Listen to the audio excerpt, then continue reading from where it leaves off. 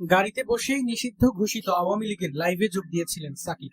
আর তার কিছুক্ষণ পরেই তার মাগুরার বাড়িতে আগুন দিয়েছে দুর্বৃত্তরা। ধারণা করা হচ্ছে শেখ হাসিনার পতনের 2 বছরের মাথায় আয়োজিত প্রেস কনফারেন্সে লাইভে যোগ দেওয়ার কারণেই ক্ষিপ্ত হয়ে এমন ঘটনা ঘটানো হয়েছে। লঙ্কা প্রিমিয়ার লিগে দলে ছিল ফাইনালে যাওয়ার ম্যাচ। জমজমাট এই হাই স্কোরিং ম্যাচে ফাইনালেও যায় সাকিব আল হাসানের দল জাফনা কিংস। এদিন জাফনার 2 বাংলাদেশি করেন স্পট। তৌহিদ হৃদয় মাঠের ক্রিকেট স্পটলাইট কাটলেও সাকিব কারেন মাঠের বাইরে, কেননা মাঠ থেকে বের হয়ে আলোচিত সংবাদ সম্মেলনে আল হাসান 5 আগস্ট উপলক্ষে নিজেদের পতনের 2 বছর পর সংবাদ সম্মেলনে আয়োজন করে বাংলাদেশ আওয়ামী লীগ। যদিও সাকিব আল হাসানের ভাষ্যে এটি স্বদেশ প্রত্যাবর্তনের উপলক্ষে আয়োজিত এক মিটিং।